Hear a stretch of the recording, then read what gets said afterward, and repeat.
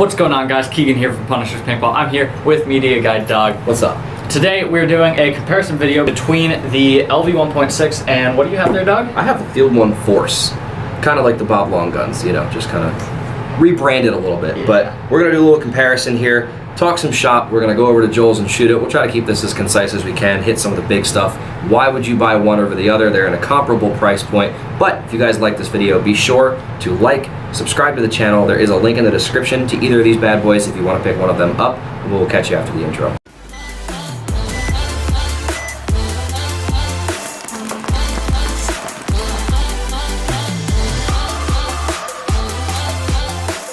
Alright guys, so getting right into this, we have actually two used guns that are currently on our used gear page here. If you want to. Yeah, if you want one, they are both available. We actually have two Forces and... They're the same color and they both have an aftermarket trigger. Yeah. And I think we currently have 3 or 4 LV1.6s. We have 3 1.6s, your LV1, and there's an LVR as Yeah, if well. you guys want my LV1, pick it up on the used gear page. And it's the what design? It's the Ronin. The Ronin. 124. So. Better check that out before it's too late. But we're going to get right into this video. Let's, I guess, start with just the cases of them. Classic Planet case for me, just their metal hard case that comes on any of their mid to higher end markers. These things are nice, but they do get damaged fairly easily, as you can see by this one having some scratches and stuff. They get pretty dented, easy to dent. So in the same way, the Field 1 case can get kind of mucked up easily. It's easy to make it look dirty, kind of things like that, but that's just wear and tear. That's what's going to happen to the case of your gun. You don't want that happening to the marker itself, because really, this thing looks pristine compared to how the case looks. Yep. It is not a hard metal case, but it is still harder, very protective, good softness on the outsides. I really like the zippers and how like it opens up. These are big fat tooth zippers, so I don't see these ever getting jammed or stuck. Plus, there's these nice little guys here. There is a strap that often comes with these that you can actually carry this over your shoulder if you so chose. Yeah. In my opinion, Field 1 with that case has really any other case beat. So. And they sell just the cases, right? Like you can buy. I thought you could buy just the case to put any gun in. Yeah, not a bad idea. They're pretty nice. They're really nice cases, so Field 1 taking the point there. So when we open them up? Yeah, open it up. Mine's pretty basic. Got your barrel sleeves here to put all your barrels in, and then your marker and just the extras. So what? 1, 2, 3 inserts in your barrel front. 3 inserts in the barrel tip. So here you can hold. I guess really one of them would be for your barrel back. No, actually, there's a bunch here too. Yeah, so you got 1, 2, 3, 4, 5, 6, 7, 8, 9, 10 with this for your barrel tip. There is a lot of space for inserts with the Field 1 Force case. This giant pocket here, really nice like soft neoprene in here. There's another compartment down here. This is where you would actually store the marker. The whole bottom of this is all Velcro, and these are free floating like Velcro straps, so you can arrange them however you want. There's your nice big thing of lube. Keegan has said before he believes that's one of the more generous amounts of lube he's seen come stock with a gun case. So I'm going to say overall, I think the case will go to the Field 1 Force. Oh, definitely. As far as what they come with? So, coming with the LV, we are unfortunately missing a few things here because we're using used guns, of course. So with the LV, the things that are missing out of this is the manual, which no one, in my opinion, has beat Planet Eclipse's manuals. They're super detailed, have everything you need to know. That is true. And the barrel cover, of course, but that's just something basic. You got your little thing of oil. Don't use lube on your marker, like on your rammer and stuff. You want to use the oil that comes with the gun. For specifically. LV. Yeah, for specifically LVs. You have your nice Planet Allen keys, and then your, let's see, this one is actually the light rammer. You have 2 different rammers that comes with the gun. You have a heavy rammer and a light rammer, depending on how you want to tune it, as well as your generous parts kit that no one really gives quite as many parts as Planet Eclipse. As far as parts and kits and stuff like that come for the F1 Force, my startup manual is still here, and it would obviously come with the new gun as well. But as far as used guns go, I'm winning. I have a Yosh Rao player's card right now. This thing's actually in nice condition. This is really cool. Yeah. Let's see. Does this one have my ex's birthday on it? I can't remember who the player was that had her birthday before. This one doesn't have my ex's birthday. What's his birthday? April 5th. Oh, his birthday's on tax day. That sucks. Those things are super cool though. It's just like one of those small things that's really sweet. Well, yeah, I mean, if we want competitive paintball to be viewed as a real sport, I mean, other sports have player cards, so why the hell not? But anyway, so you get this nice little tackle box that'll come stock with your Field 1 Force. And that's what you need. There's screws. I see O-rings. There's a USB for your that's for charging. Yep. That's right, because it can do either, right? Correct. That's right. Yeah, I mean, you get plenty of stuff that comes in this. I think he used quite a bit of his O-rings and stuff, which that's fine. Maintenance is going to happen. You're going to have to do things to these guns, but I don't know. Planet Eclipse might kind of have that, but for the fact that this comes in way more of a concise protective case, I might have to give it to them. I'm also going to look here. Oh, we have Planet wrenches in here because I think Homeboy lost his wrenches when he gave us this gun. Keegan, what is the wrench set or otherwise that comes with the Field 1? Do you remember? Is it a set or is it just a couple? Few Allen keys that sit in the tackle box. It just comes with what you need. So that's why we replaced it. Gave them one of those. That's the thing, guys. If we ever do sell used guns, before they actually go out, we do try to get all the pieces that we can in the box so that it is as new as possible upon arrival. So if we have barrel covers, we'll throw barrel covers in. We'll throw the lube or the oil in there, like a brand new thing. Even if it's just like low, like if this only had like half of it left, we still throw a new thing in there for you. And just replace it. And then we'll always throw in Planet Allen keys because for the most part, it's got everyone that you need, and we can pretty much always get them. Yeah, that's one of the things that is not that hard to get. But that being said, that's going to be it on the cases and all that good stuff. So let's get into the nitty-gritty of what you guys actually care about, the markers themselves. So I'm going to say age before beauty, and I'm going to go before Keegan here. Overall, this gun is heavy. This gun is very heavy, especially compared to a lot of other options out there, but we're going piece by piece. We always like to start with the barrel. So this will actually be fun because these barrels are quite different. Yep. So this is the Field 1 AccuLock barrel system. I think it's weird. I'm not gonna lie, I think it's weird. It's not my first choice. However, for the current comparison of what we're looking at, I don't like carbon fiber barrels. I really don't love that. So I am going to give it to the Field 1 for a few reasons. One, I have more sizing options, especially ones that I can hold, because how many options can you actually get for your kit? There's only 4 for the Planet Eclipse FL barrel. I believe. You can only get 4 different sizes. You have the 7.7, the 8.1, 8.5, and 8.9. Right. Whereas the F1 is at least 6, if not 8. Yeah. The LV actually only comes with the 8.9 barrel. Versus the Force comes with multiple barrel inserts upon purchase. So I will give the barrel to this because you get more options and you have a metal barrel. Look, even if you're not full on core sampling when you dive, you're gonna take stuff here and there as you go. I would trust this way more to stand up to the test of time than something like this. I understand for a lot of people it's a weight thing, but for me, I also feel like guns are more balanced when they have a metal barrel in the front. I agree with that. It's all preference, truly. Yeah.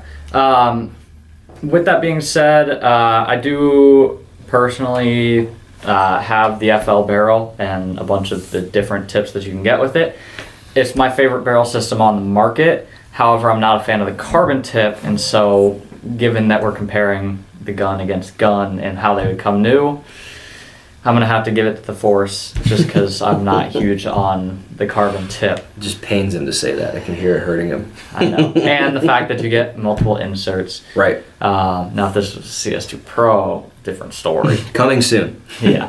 But moving on, let's go, I guess the feed neck real quick. Yeah. Feed neck's pretty standard across the two of them. They're both gonna be, let's see. Yours is a little less bulky. Yeah.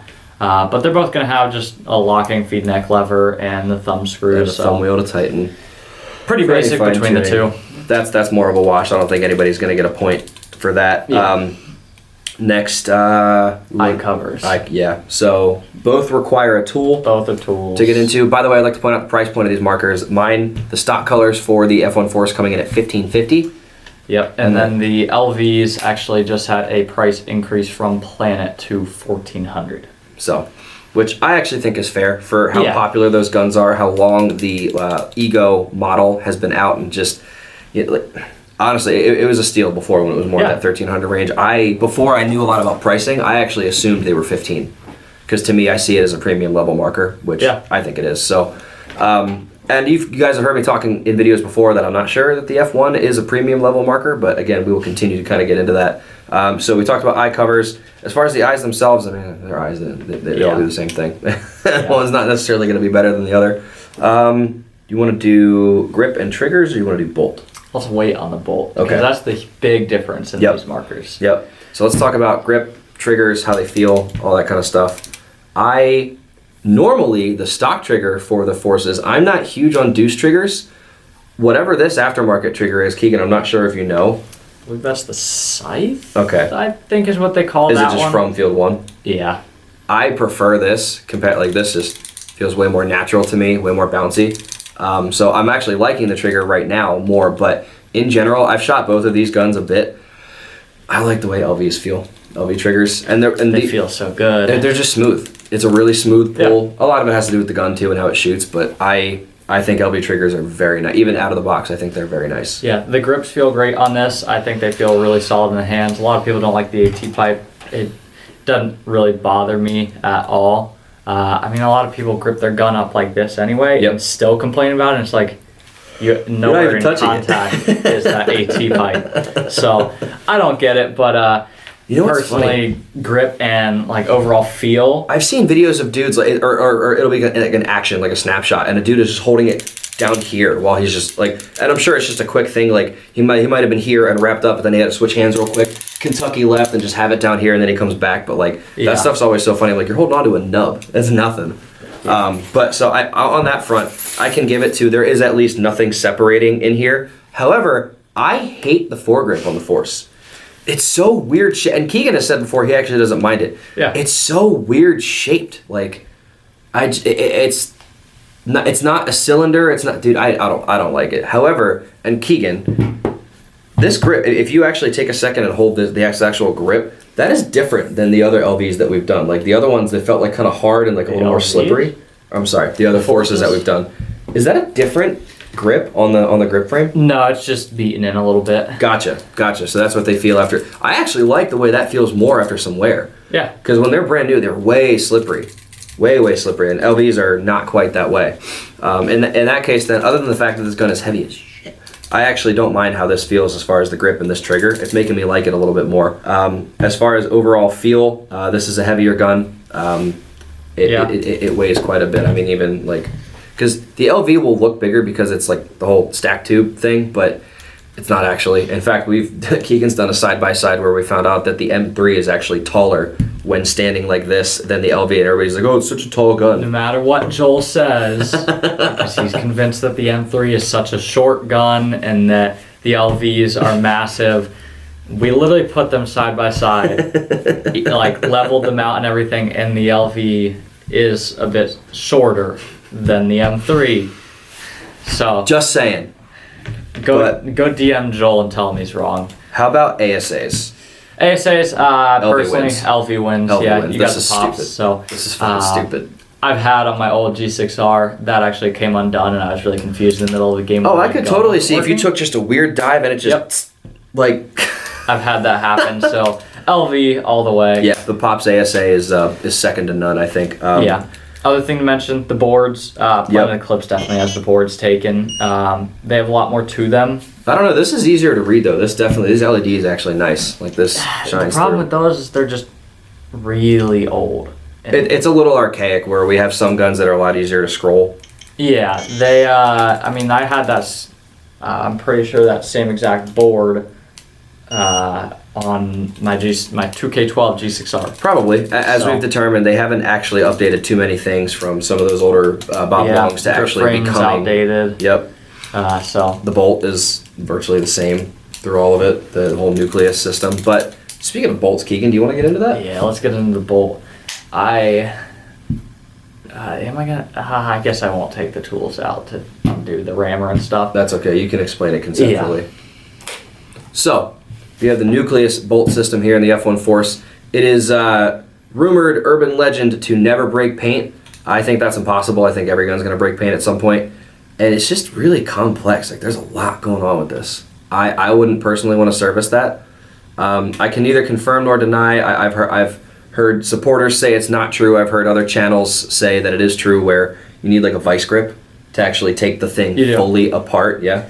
I found it on one of the online manuals. Yeah. And it literally shows vice grips on the bolt here to completely remove it. So most people end up just like dipping their finger in some lube and like wiping it on the insides of it to get it up in there. Yeah. I don't know, man. Frustrating. That's for $1,550 with no toolless eye covers, no toolless grips. Like, I don't know. Yeah. I'm not sold on that. But Keegan, please. Granted, What? for 14, you don't have You also toolless eye have- covers or toolless grips either. Right, but at least you can service other things a lot more easily. So Yeah. I will let Keegan walk away with talking about the bolt before we go here and shoot him.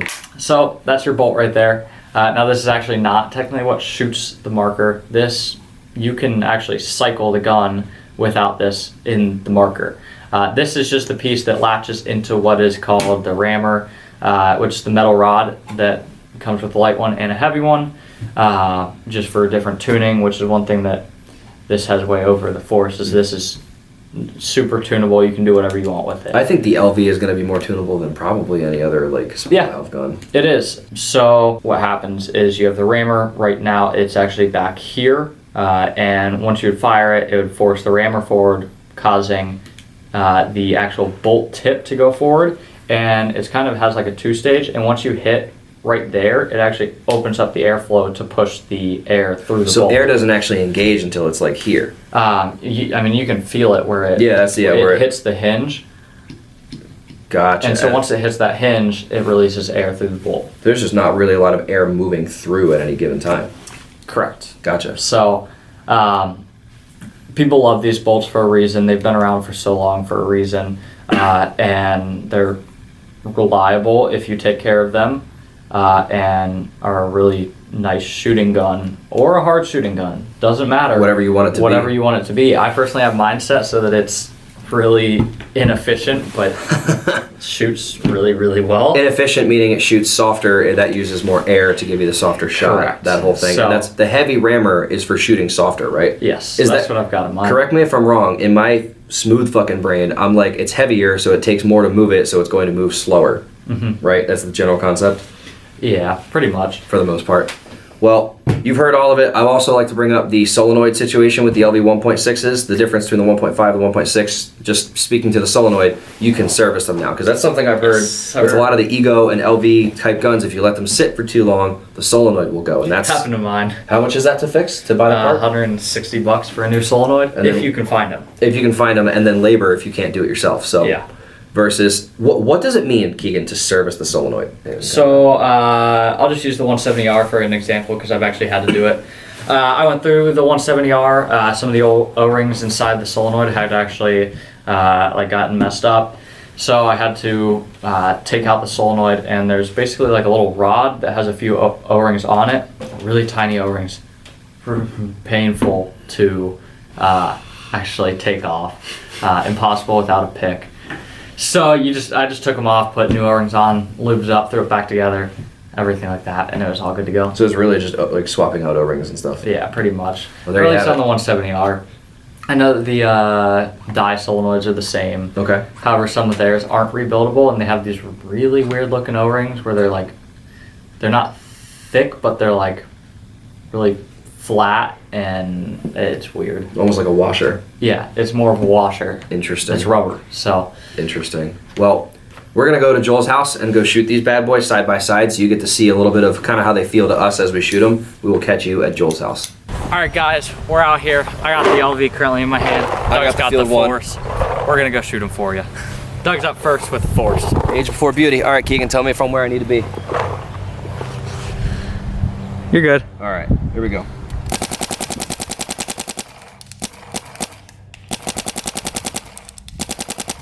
And then I'll let it be here. Lower. There you go.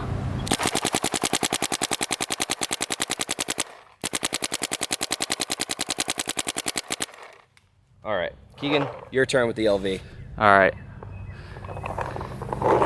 Am I where I need to be? Go a little more right, just a little bit. Right there.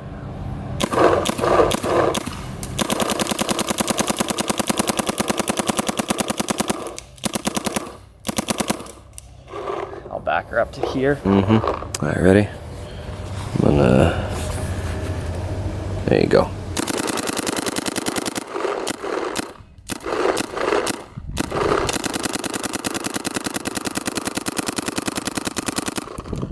Boom. Shall we switch? All right, I'll shoot the force real quick.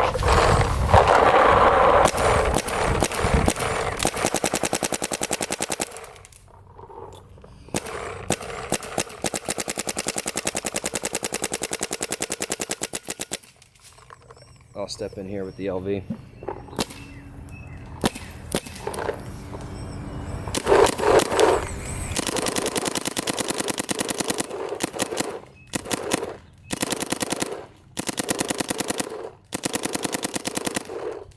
All right, I think I get the point. All right.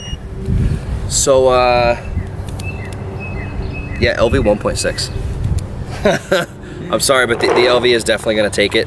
It's just, it's such a softer, smoother shot. I really feel like I have control over the marker as I'm maneuvering it and aiming and all that kind of stuff. I don't mind the F1. I don't love the shot of the F1. Very clacky. And I'm used to poppy because I'm a shocker shooter, but clacky I think is a good word Yeah, for it. and it's not quite like the G6R either. Like the G6R, I love like the ping that it has of the shot, but it's more just like clack, clack, clack, clack, clack. Yeah. So. Yeah, I don't. In general, I feel like I get more random squirrely balls, like velocity jumps and stuff with the F1.